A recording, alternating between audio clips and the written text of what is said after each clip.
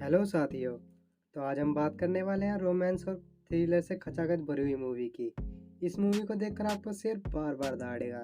तो बिना किसी बकचोदी का मूवी को स्टार्ट करते हैं। मूवी की शुरुआत में हम एक कपल को देखते हैं।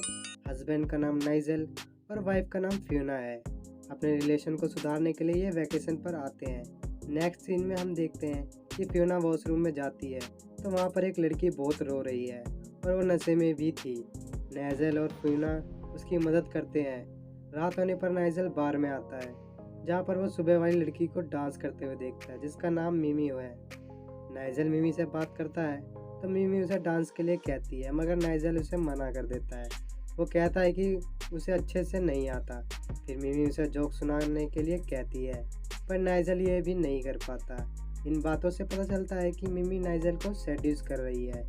नाइजल से सही से बात नहीं कर पाता तो मिमी वहाँ से चली जाती है। वहाँ आकर जब नाइजल मून को देख रहा होता है तभी उसके पास एक आदमी आता है जो पैरालाइज है। इसका नाम ऑस्कर होता है।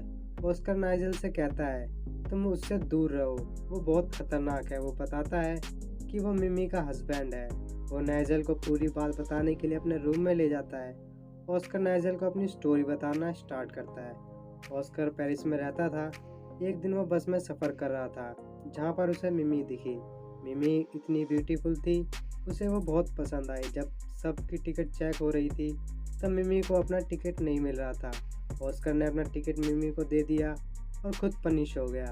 ऑस्कर अमीर है और वो एक राइटर बनना चाहता है मगर जब से उसने मिमी को देखा है तब से वो मिमी के ख्यालों में खो गया है।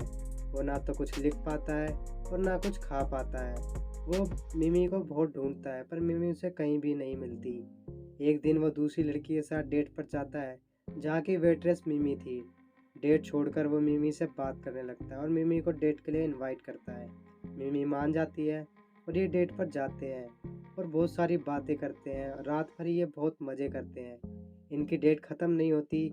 सुबह मिमी उसे अपने पर्स में से वो टिकट निकाल कर दिखाती है जो उसे ऑस्कर ने दी थी। इसका मतलब मिमी भी ऑस्कर को पसंद करती थी। दोनों ऑस्कर के घर जाते हैं और आग जलाकर बात करते हैं। बातों बातों में एक दूसरे के करीब आते हैं और गपागप कर लेते हैं।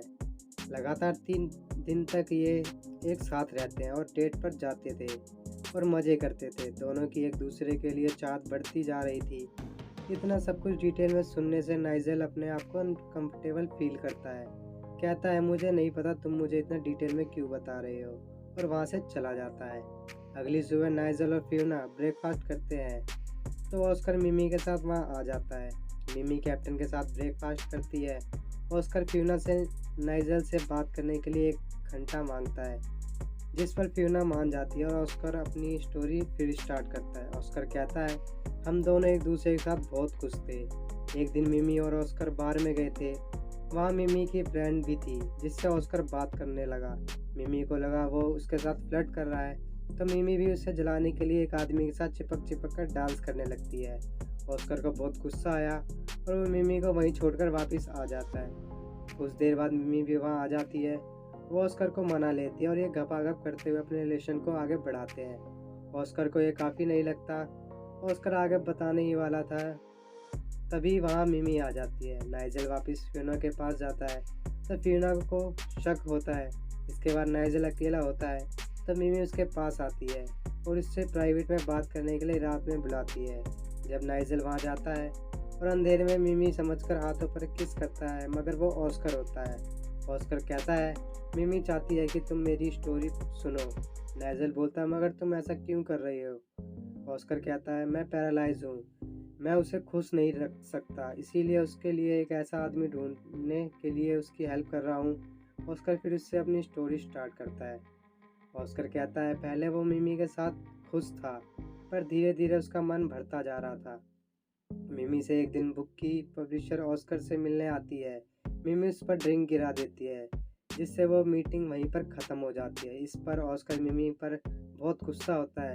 गुस्से में मिमी अपने कपड़े पैक करके जाने लगती है। उसे लगता है कि ऑस्कर उसे रोकने की कोशिश करेगा मगर ऑस्कर उसे नहीं रोक पाता।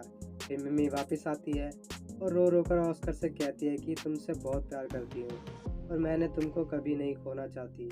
ऑस्कर को ऐसा लगता है कि वो फंस गया है। एक दिन उनके बीच हाथापाई होती है जिसमें ऑस्कर मिमी को बहुत मारता है, मगर मिमी फिर भी उसे छोड़कर नहीं जाना चाहती। ऑस्कर उसे समझाते हुए कहता है हमको ब्रेकअप कर लेना चाहिए। मिमी समझ जाती है और वहाँ से चली जाती है। ऑस्कर अकेला हो जाता है और पार्टीज में जाता है और मज़े करता है। एक दिन मिमी उसे उसके घर की डोर पर मिलती है। मिमी रोती है, गिड़गिड़ाती है, कहती है कि वो तुम्हारे बिना नहीं रह सकती। तुमको जो भी करना है करो, मगर मुझसे दूर मत जाओ। ऑस्कर समझ जाता है कि मिमी इतनी आसानी से उसका पीछा नहीं छोड़ने वाली। वो प्लान बनाता है कि वो मिमी को इतना तंग करेगा कि मिमी उसे खुद छोड़कर चली जाएगी। वो मिमी को तंग करने लगता है। मिमी भी डिप्रेस्ड होने लगती है। वो बहुत कोशिश करती है ऑस्कर को खुश रखने की, मगर ऑस्कर को कोई फ़र्क नहीं पड़ता। फिर एक दिन मिमी ऑस्कर को बताती है कि वो प्रेग्नेंट है। ऑस्कर कहता है मैं अच्छा फादर नहीं बन सकता, आज तक मैंने कोई भी बुक पब्लिश नहीं की है। वो मिमी को अबॉर्शन के लिए मना लेता है। अबॉर्शन के बाद ऑस्कर मिमी को वैकेशन पर ले जाता है। प्लेन में वो मिमी को अकेला छोड़कर चला जाता है। ऑस्कर कहता है मिमी मेरी लाइफ में नहीं थी, मैं बहुत मज़े करता था, दिन रात पार्टी करता था, अलग अलग डेट्स पर जाता था, मगर एक दिन ज़्यादा नशे में होने की वजह से उसका एक्सीडेंट हो गया, उसका पैर फ्रैक्चर हो गया। हॉस्पिटल में उससे मिलने मिमी आई।